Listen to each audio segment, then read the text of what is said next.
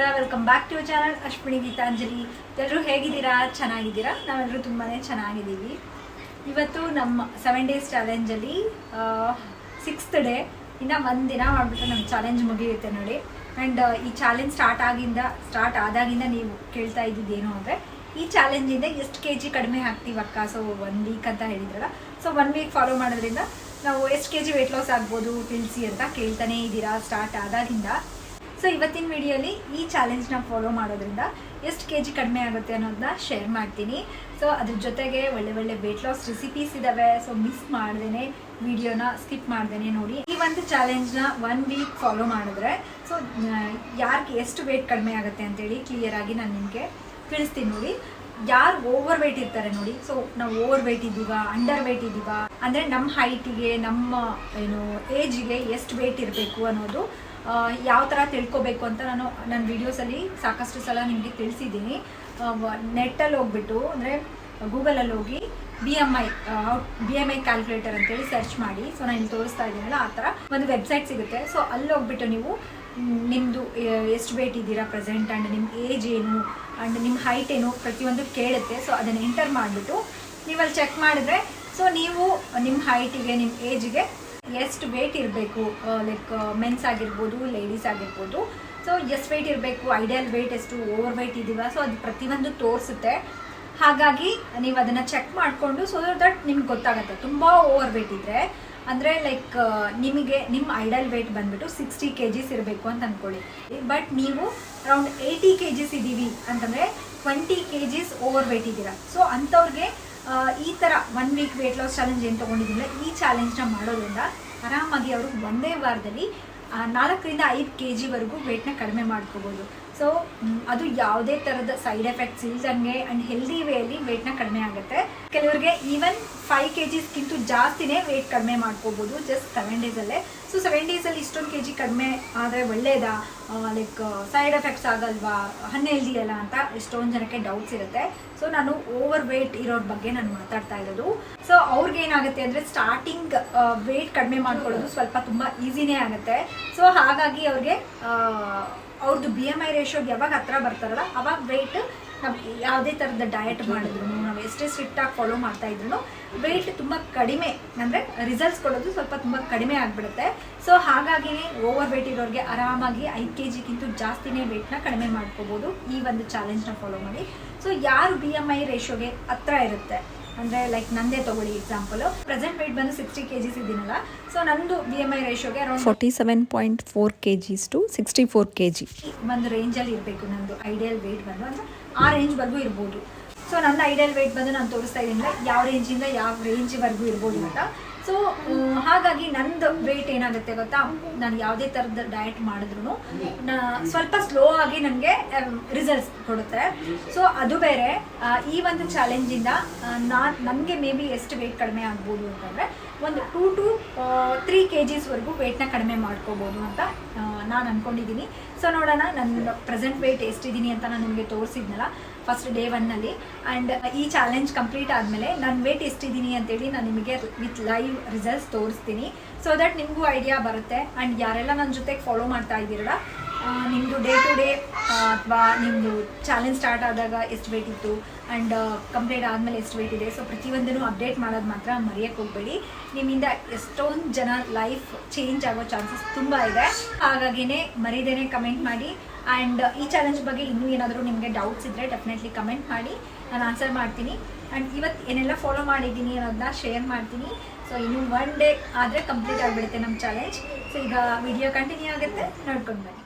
ಇವತ್ತು ತೊಗೊಂಡಿರೋವಂಥ morning weight loss juice ಅಥವಾ detox juice ಬಂದುಬಿಟ್ಟು ABC ಜ್ಯೂಸನ್ನ ತೊಗೊಂಡಿದ್ದೀನಿ. ಸ್ವಲ್ಪ ಆ್ಯಪಲು, 2 slices ಅಷ್ಟು ಆ್ಯಪಲ್ ತೊಗೊಂಡಿದ್ದೀನಿ, ಸ್ವಲ್ಪ ಬೀಟ್ರೂಟು ಹಾಗೆ ಸ್ವಲ್ಪ ಕ್ಯಾರೆಟು. ಸೊ ಇದು ಬಂದುಬಿಟ್ಟು ABC ಜ್ಯೂಸ್. ಯಾರಿಗೆಲ್ಲ ನಿಮ್ಮ ಕಾಂಪ್ಲೆಕ್ಷನ್ನ ಇಂಪ್ರೂವ್ ಮಾಡ್ಕೋಬೇಕು, ಸ್ವಲ್ಪ ಬ್ರೈಟ್ ಆಗಬೇಕು ಆ್ಯಂಡ್ ಆ್ಯಕ್ನೆ ಪ್ರಾಬ್ಲಮ್ಮು, ಯಾವುದೇ ಥರದ ಸ್ಕಿನ್ ಇಶ್ಯೂಸ್ ಎಲ್ಲ ನಮಗೆ ಕಡಿಮೆ ಮಾಡ್ಕೋಬೇಕು ಅಂತ ಅಂದ್ಕೊಂಡ್ರೆ ಡೆಫಿನೆಟ್ಲಿ ಡೈಲಿ 1 ಗ್ಲಾಸ್ ಅಷ್ಟು ನೀವು ABC ಜ್ಯೂಸನ್ನ ತೊಗೊಂಡ್ರೆ ಮಾರ್ನಿಂಗ್ ಖಾಲಿ ಹೊಟ್ಟೆಯಲ್ಲಿ ಮಿರಾಕಲೇ ಆಗುತ್ತೆ. ಬರೀ ವೆಯ್ಟ್ ಲಾಸ್ಗಷ್ಟೇ ಅಲ್ಲ, ಹೇಳಿದ್ನಲ್ಲ ನಮ್ಮ ಸ್ಕಿನ್ಗೂ ತುಂಬ ಒಳ್ಳೆಯದು, ಇವನ್ ಹೇರ್ಗೂ ಅಷ್ಟೇ. ಸೊ ಡೆಫಿನೆಟ್ಲಿ ಇದನ್ನು ಅಟ್ಲೀಸ್ಟ್ ಡೈಲಿ ಇನ್ಕ್ಲೂಡ್ ಮಾಡ್ಕೊಳಕ್ಕಾಗಿಲ್ಲ ಅಂದ್ರೂ ವಾರದಲ್ಲಿ ಒಂದು 3-4 ಟೈಮ್ಸ್ ಆದರೂ ಇನ್ಕ್ಲೂಡ್ ಮಾಡ್ಕೊಳಕ್ಕೆ ಟ್ರೈ ಮಾಡಿ ನಿಮ್ಮ ಡಯಟಲ್ಲಿ. ಸೊ ಇದು ಬಂದ್ಬಿಟ್ಟು ನಾನು ತೊಗೊಂಡಿರೋಂಥ morning detox juice.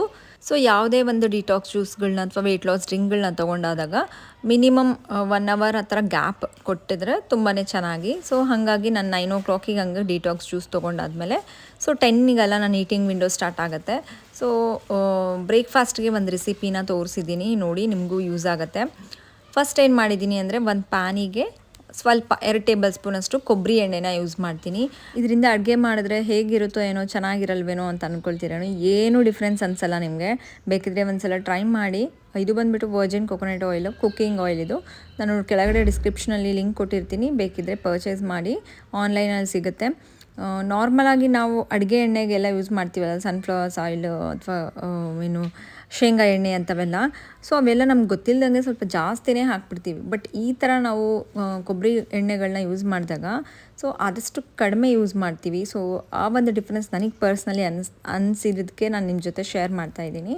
So try ಮಾಡಿ, ಏನೂ ಡಿಫ್ರೆನ್ಸ್ ಅನಿಸೋದಿಲ್ಲ. ಈವನ್ ಮನೆಯಲ್ಲಿ ಎಲ್ಲರೂ ಹೌದು ಕೊಬ್ಬರಿ ಎಣ್ಣೆ ಹಾಕಿ ಮಾಡಿರೋ ಅಡುಗೆ ಇದು ಅಂತ ಐಡೆಂಟಿಫೈನೂ ಮಾಡೋಕ್ಕಾಗಲ್ಲ. ಸೊ ಅಷ್ಟು ಚೆನ್ನಾಗಿರುತ್ತೆ. ಸೊ ಒಂದು 2 ಟೇಬಲ್ ಸ್ಪೂನ್ ಅಷ್ಟೇ ನಾನು ಹಾಕ್ಕೊಂಡಿದ್ದೀನಿ. ಇದಕ್ಕೆ ಸ್ವಲ್ಪ ಒಂದು ದೊಡ್ಡ ಈರುಳ್ಳಿನ ಕಟ್ ಮಾಡಿಕೊಂಡು ಹಾಕ್ಕೊಂಡು, ನೆಕ್ಸ್ಟ್ ಬಂದುಬಿಟ್ಟು ಟೊಮ್ಯಾಟೊ, ಈರುಳ್ಳಿ ಆ್ಯಂಡ್ ಬೆಳ್ಳುಳ್ಳಿ. ಸೊ ಇದನ್ನೆಲ್ಲ ಏನೇನು ಹಾಕಿದ್ದೀನಿ ಅಂತ ತೋರಿಸ್ತಾನೆ ಇದ್ದೀನಿ. ಅದಕ್ಕೆ ಸ್ವಲ್ಪ ಉಪ್ಪು, ಅರಿಶಿನ ಹಾಕಿಬಿಟ್ಟು ಫ್ರೈ ಮಾಡಿಕೊಂಡು, ನೆಕ್ಸ್ಟ್ ಬಂದುಬಿಟ್ಟು ಖಾರದ ಪುಡಿನೂ ಹಾಕಿ ಎಲ್ಲ ಫ್ರೈ ಆದಮೇಲೆ ನಾವೇನು ಕುದಿಸಿ ಮೊದಲೇ ಹಿಂದಿನ ದಿನ ನೈಟೇ ನೆನೆಸಿಟ್ಕೊಂಡು ಕುದಿಸ್ಕೊಂಡಿರೋ ಅಂಥ ಕಾಬೂಲ್ ಚೆನ್ನ, ಸೊ ಇದನ್ನು ಹಾಕ್ಕೊಂಡಿದ್ದೀನಿ ಪ್ರೋಟೀನ್ಗೋಸ್ಕರ. ಇದ್ರ ಬದಲು ಬೇರೆ ಯಾವ ಕಾಳಾದರೂ ನೀವು ಕುದಿಸ್ಕೊಂಡು ಹಾಕ್ಕೊಂಡ್ರೆ ಟೇಸ್ಟ್ ಚೆನ್ನಾಗಿರುತ್ತೆ. ಸೊ ನೋಡಿ, ಇದನ್ನು ಹಾಕ್ಕೊಂಡ್ಮೇಲೆ ನಾನು 2 ಕಟ್ಟಷ್ಟು ಇಲ್ಲಿ ಮೆಂತ್ಯ ಸೊಪ್ಪನ್ನ ಯೂಸ್ ಮಾಡ್ಕೊಂಡಿದ್ದೀನಿ. ಸೊ ಮೆಂತ್ಯ ಸೊಪ್ಪನ್ನ ಹಾಕಿ ಸ್ವಲ್ಪ ಲೋ ಫ್ಲೇಮಲ್ಲಿ ಅದನ್ನ ಚೆನ್ನಾಗಿ ಹಸಿ ವಾಸನೆ ಹೋಗೋವರೆಗೂ ಚೆನ್ನಾಗಿ ಫ್ರೈ ಮಾಡಿಕೊಂಡು, ನೆಕ್ಸ್ಟ್ ಇದಕ್ಕೆ ಮ್ಯಾಗಿ ಮಸಾಲ ಫ್ಲೇವರ್ಗೆ ಚೆನ್ನಾಗಿರುತ್ತೆ, ಅಥವಾ ನಿಮಗೆ ಯಾವ ಥರ ಬೇಕಿದ್ದರೆ ಆ ಥರ ಮಸಾಲ ಪುಡಿ ಏನಾದರೂ ಇರುತ್ತಲ್ಲ, ಸೊ ಅದನ್ನ ಹಾಕ್ಕೊಂಡ್ಬಿಟ್ಟು ನೆಕ್ಸ್ಟು ನಾನು ಒಂದೇ ಒಂದು ವಿಷಲ್ಗೆ ನಾವು ತೊಗರಿ ಬೇಳೆನ ಕುದಿಸ್ಕೊಂಡು ರೆಡಿ ಮಾಡಿ ಇಟ್ಕೊಂಡಿದ್ದೀನಿ. ಜಸ್ಟ್ ಅದರಲ್ಲಿ ಏನೂ ಇಲ್ಲ, ಸ್ವಲ್ಪ ಅರಿಶಿನ ಹಾಕಿ ಕುದಿಸ್ಕೊಂಡಿದ್ದೀನಿ. ತುಂಬ ಈ ಕುದಿಸ್ಕೊಂಡಿರೋಂಥ ಬೇಳೆ ಏನಿರುತ್ತಲ್ಲ, ತೀರಾ ಮೆತ್ತಗೆ ಮಾಡ್ಕೊಳಕ್ಕೆ ಹೋಗ್ಬೇಡಿ. ಸ್ವಲ್ಪ ಬೇಳೆ ಥರ ಇದ್ದರೆ ಟೇಸ್ಟ್ ತುಂಬ ಚೆನ್ನಾಗಿರುತ್ತೆ. ಸೊ ಇದು ಬಂದುಬಿಟ್ಟು ನಮಗೆ ಹೈ ಪ್ರೋಟೀನ್ ದಾಲ್ ರೆಸಿಪಿ ಅಂತ ಹೇಳ್ಬೋದು, ದಾಲ್ ತಡಕ. ಸೊ ಯೂಶ್ವಲಿ ನಾವು ಡಾಬಾಗಳಲ್ಲೆಲ್ಲ ಇಷ್ಟಪಡ್ತೀವಲ್ಲ, ಅದೇ ಥರ ಟೇಸ್ಟ್ ತುಂಬ ಚೆನ್ನಾಗಿರುತ್ತೆ. ಇವನ್ ಇದನ್ನು ಮುದ್ದೆ, ರೊಟ್ಟಿ, ಚಪಾತಿ, ದೋಸೆ ಎಲ್ಲದ್ರದ್ದು ರೈಸು ಎಲ್ಲದಕ್ಕೂ ಕಾಂಬಿನೇಷನ್ ತುಂಬ ಚೆನ್ನಾಗಿರುತ್ತೆ. ಹೇಳಿದ್ನಲ್ಲ, ಇದು ಬಂದುಬಿಟ್ಟು ಹೈ ಪ್ರೋಟೀನ್ ಆಗಿರೋದ್ರಿಂದ ಈ ಥರ ಎಲ್ಲ ಮಾಡ್ಬೋದು ಮನೇಲಿ. ಡೈಲಿ ಒಂದೇ ಥರ ಸಾರು, ಒಂದೇ ಥರದ್ದು ಪಪ್ಪು ಈ ಥರ ಮಾಡೋದು ಬದಲು ಈ ಥರ ಡಿಫ್ರೆಂಟಾಗಿ ಟ್ರೈ ಮಾಡಿ. ನಾನು ಇಲ್ಲಿ ಮೆಂತ್ಯ ಸೊಪ್ಪು ಹಾಕಿದ್ದೀನಿಲ್ಲ, ಅದ್ರ ಬದಲಾಗಿ ನೀವು ರಾಜಗಿರಿ ಸೊಪ್ಪು ಅಥವಾ ಪಾಲಕ್ ಸೊಪ್ಪು ಸೊಪ್ಪುಗಳನ್ನ ನೀವು ಚೇಂಜ್ ಮಾಡ್ತಾ ಟೇಸ್ಟೂ ಚೇಂಜ್ ಆಗುತ್ತೆ. ಡೆಫಿನೆಟ್ಲಿ ಒಂದ್ಸಲ ಟ್ರೈ ಮಾಡಿ ಅಂತಲೇ ಹೇಳ್ತೀನಿ ಈ ರೆಸಿಪಿನ. ಸೊ ಇವತ್ತು ನಾನು ಬ್ರೇಕ್ಫಾಸ್ಟಿಗೆ ತೊಗೊಂಡಿರೋದು 2 ರಾಗಿ ರೊಟ್ಟಿನ ತೊಗೊಂಡಿದ್ದೀನಿ. ಸೊ ರಾಗಿ ರೊಟ್ಟಿ, ಜೋಳದ ರೊಟ್ಟಿ ಎರಡರಲ್ಲೂ ಯಾವುದು ಪ್ರಿಫರ್ ಮಾಡ್ಬೋದು ಅಂತಂದರೆ ಸೊ ರಾಗಿ ರೊಟ್ಟಿನೇ ಹೇಳ್ತೀನಿ ನಾನು. ಏನಕ್ಕೆ ಅಂತಂದರೆ ರಾಗಿ ರೊಟ್ಟಿಯಲ್ಲಿ ನಮಗೆ ಕ್ಯಾಲರಿ ಲೋ ಇರುತ್ತೆ, ಕ್ಯಾಲ್ಶಿಯಮ್ನೂ ಜಾಸ್ತಿ ಸಿಗುತ್ತೆ. ಸೊ ಯಾರಿಗೆಲ್ಲ ಈಗ ಡೆಲಿವರಿ ಎಲ್ಲ ಆಗಿರುತ್ತೆ ನೋಡಿ, ಅಂಥವ್ರು ನೀವು ರಾಗಿನ ಇನ್ಕ್ಲೂಡ್ ಮಾಡ್ಕೊಳ್ಳೋದಕ್ಕೆ ಟ್ರೈ ಮಾಡಿ. ಸೊ ತುಂಬ ಜನ ಏನಂದರೆ ಮುದ್ದೆ ಮಾಡ್ತಾರೆ ನಮ್ಮ ಮನೇಲಿ, ಮುದ್ದೆ ತೊಗೋಬೋದು ಅಂತ. ಡೆಫಿನೆಟ್ಲಿ ತೊಗೋಬೋದು, ಮಾರ್ನಿಂಗ್ ಟೈಮಲ್ಲಿ, ಮಧ್ಯಾಹ್ನ ಟೈಮಲ್ಲಿ ಮುದ್ದೆನ ತೊಗೋಬೋದು. ಬಟ್ ನೈಟ್ ಟೈಮಲ್ಲಿ ಮುದ್ದೆನ ಅವಾಯ್ಡ್ ಮಾಡಿ ಅಂತ ಹೇಳ್ತೀನಿ. ಸೊ ಇದಾಗಿತ್ತು ನನ್ನ ಮಾರ್ನಿಂಗ್ ಬ್ರೇಕ್ಫಾಸ್ಟು. ಸೊ ಹೆವಿಯಾಗಿ ಮಾಡಿರೋದ್ರಿಂದ ಮಧ್ಯಾಹ್ನ ಇವತ್ತೊಂದು ಸಲಾಡ್, ನಮ್ಮ ಈ ಚಾಲೆಂಜಲ್ಲಿ ಸಲಾಡ್ನ ತೊಗೋಬೇಕಲ್ಲ ಮಧ್ಯಾಹ್ನ ಟೈಮಲ್ಲಿ.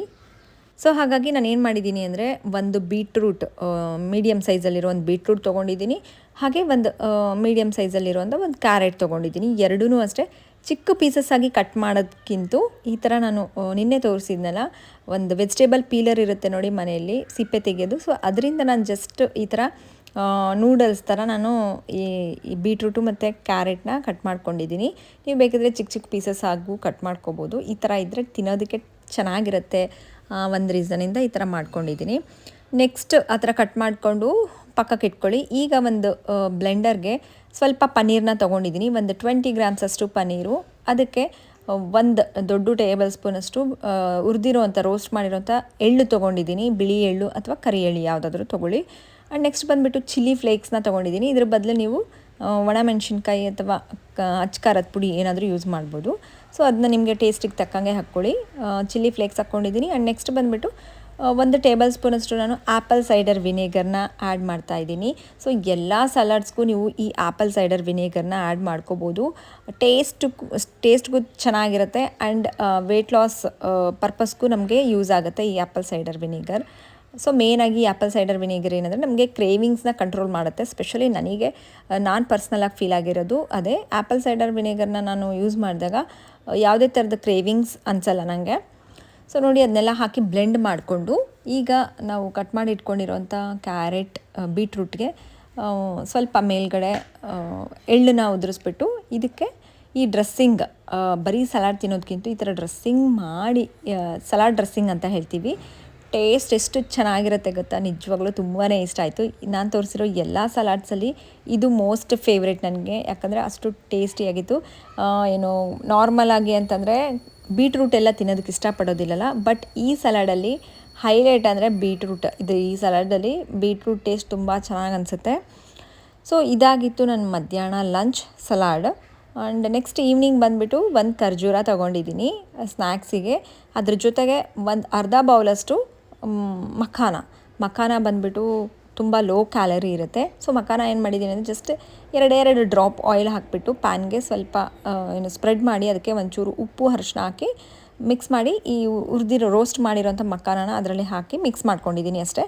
ಆ ಥರ ತುಂಬ ಟೇಸ್ಟಿಯಾಗಿರುತ್ತೆ ಈ ಮಖಾನ ಅಂತೂ. ನಮ್ಮ ಮನೇಲಿ ಮಕ್ಕಳಿಗೂ ನನಗೂ ಮೋಸ್ಟ್ ಫೇವ್ರೇಟು. ಹೇಳಿದ್ನಲ್ಲ, ಸ್ನ್ಯಾಕ್ಸಿಗೆ ತುಂಬ ಚೆನ್ನಾಗಿ ನಾವು ವೆಯ್ಟ್ ಲಾಸಲ್ಲಿ ಯೂಸ್ ಮಾಡ್ಬೋದು. ತುಂಬ ಲೋ ಕ್ಯಾಲರಿ, ಜೊತೆಗೆ ಟೇಸ್ಟನ್ನು ತುಂಬ ಚೆನ್ನಾಗಿರುತ್ತೆ. ಒಂಥರ ಏನಾದರೂ ಚಟ್ಪಟ ತಿನ್ನಬೇಕು ಅಂತ ಅನಿಸಿದರೆ ಡೆಫಿನೆಟ್ಲಿ ಇದನ್ನ ಯೂಸ್ ಮಾಡ್ಕೊಳ್ಳಿ. ಸೊ ಲಡ್ಡುಗೆ ಅದೇ ಹೇಳಿದ್ನಲ್ಲ, ಮೋಸ್ಟ್ ಫೇವ್ರೇಟ್ ಇದು ಮಖಾನ. ಇದರಲ್ಲೂ ಅಷ್ಟೇ ಈ ಮಖಾನ ಅಲ್ಲಿ ನಮಗೆ ಹೈ ಕ್ಯಾಲ್ಶಿಯಮ್ ಇರುತ್ತೆ, ಪ್ರೋಟೀನ್ ಇರುತ್ತೆ, ವೈಟಮಿನ್ಸ್ ಇರುತ್ತೆ. ಸೊ ಹಾಗಾಗಿ ನಮಗೆ ತುಂಬಾ ಇಂಪಾರ್ಟೆಂಟ್ ಡಯಟ್ ಮಾಡೋ ಟೈಮಲ್ಲಿ ಈ ಥರ ಸೂಪರ್ ಫುಡ್ಗಳನ್ನೆಲ್ಲ ಇನ್ಕ್ಲೂಡ್ ಮಾಡ್ಕೊಂಡಾಗ ನಮಗೆ ಯಾವುದೇ ಥರದ ಸುಸ್ತು ಮತ್ತು ಫೇಸಲ್ಲಿ ಡಲ್ ಕಾಣೋದು ಮತ್ತು ಹೇರ್ ಫಾಲ್ ಆಗೋದು ಆ ಥರದ್ದು ಎಲ್ಲನೂ ತುಂಬ ಜನ ಅನ್ಕೊತಾರೆ ಡಯಟ್ ಮಾಡ್ತಾಯಿದ್ದೀವಿ ಸೊ ಹಾಗಾಗಿ ಇದಾಗುತ್ತೆ ಈ ಥರ ಅಂದ್ಕೊಂಡ್ಬಿಟ್ಟಿರ್ತಾರೆ. ಹಂಗೇನಿಲ್ಲ, ನಾವು ಈ ಥರ ಫುಡ್ಸ್ನೆಲ್ಲ ಇನ್ಕ್ಲೂಡ್ ಮಾಡ್ಕೊಂಡಾಗ ತುಂಬಾ ಎನರ್ಜೆಟಿಕ್ ಆಗಿರ್ತೀವಿ ಆ್ಯಂಡ್ ಫೀಲಿಂಗು ಇರುತ್ತೆ. ಆ್ಯಂಡ್ ನೆಕ್ಸ್ಟ್ ಬಂದುಬಿಟ್ಟು ನೈಟ್ ಡಿನ್ನರ್ಗೆ ಇವತ್ತೊಂದು ಸ್ಪೆಷಲ್ ಆಗಿರುವಂಥ ತುಂಬ ಎಫೆಕ್ಟಿವ್ ಆಗಿರೋಂಥ ವೆಜಿಟೇಬಲ್ ವಾಟರ್ನ ತೋರಿಸ್ತಾ ಇದ್ದೀನಿ ನೋಡಿ. ಸೊ ಇದಕ್ಕೆ 2 ಟೇಬಲ್ ಸ್ಪೂನಷ್ಟು ಹೆಸರು ಬೇಳೆನ ತೊಗೊಂಡಿದ್ದೀನಿ ಆ್ಯಂಡ್ 1 ಇಡಿಯಷ್ಟು ಕೊತ್ತಂಬರಿ. ಸೊ ಸ್ವಲ್ಪ ಸ್ಟೆಮ್ ಇರೋ ಅಂಥದ್ದು ಕಾಂಡ ಎಲ್ಲ ಅಂತೀವಲ್ಲ ಅದನ್ನೆಲ್ಲ ಇರೋ ಅಂಥದ್ದನ್ನ ತೊಗೊಂಡಿದ್ದೀನಿ ಇದರಲ್ಲಿ.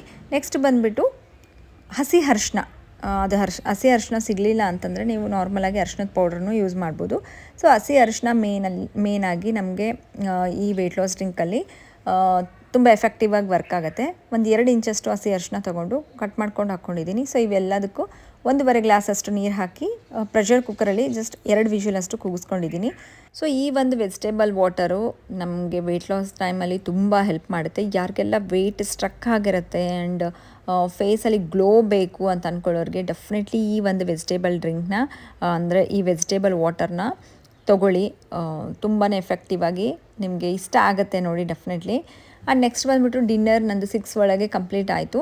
ಆ್ಯಂಡ್ ಈ ಚಾಲೆಂಜಲ್ಲಿ 45 ಮಿನಿಟ್ಸ್ ಮಿನಿಮಮ್ ವಾಕ್ ಇನ್ಕ್ಲೂಡ್ ಮಾಡ್ಕೊಂಡಿದ್ದೀನಿ ನಾನು. ಅಥವಾ ನೀವು 20 ಮಿನಿಟ್ಸ್ ಆದರೂ ಮಿನಿಮಮ್ ವರ್ಕೌಟ್ಸ್ ಮಾಡ್ಕೊಳ್ಳಿ. ಸೊ ನಿಮಗೆ ಯಾವುದಾದ್ರೆ ನಾನು ಆದಷ್ಟು ಪ್ರಿಫರ್ ಮಾಡೋದು ವರ್ಕೌಟ್ಸ್ನೇ ಪ್ರಿಫರ್ ಮಾಡಿ ಅಂತ ಹೇಳ್ತೀನಿ. ಯಾಕಂದರೆ ಅದರಿಂದ ನಮಗೆ ಇಂಚ್ ಲಾಸ್ ಮತ್ತು ಬಾಡಿ ಫ್ಯಾಟ್ ಎಲ್ಲ ಕಡಿಮೆ ಆಗುತ್ತೆ ಆ್ಯಂಡ್ ಬಾಡಿ ಟೋನ್ ಆಗುತ್ತೆ. ಸೊ ನನಗೀಗ ಆಗ್ತಾ ಇಲ್ಲ ಆ ಒಂದು ರೀಸನಿಂದ ಜಸ್ಟ್ ವಾಕಿಂಗ್ನ ಇನ್ಕ್ಲೂಡ್ ಮಾಡ್ಕೊಂಡಿದ್ದೀನಿ. ಅದನ್ನು ಅಷ್ಟೇ ಬ್ರಿಸ್ಕ್ ವಾಕ್. ಈ ಥರ ಇತ್ತು ನೋಡಿ ಈ ಡೇ. ಆ್ಯಂಡ್ ವಿಡಿಯೋ ಇಷ್ಟ ಆಗಿದ್ರೆ ಪ್ಲೀಸ್ ಲೈಕ್ ಮಾಡಿ.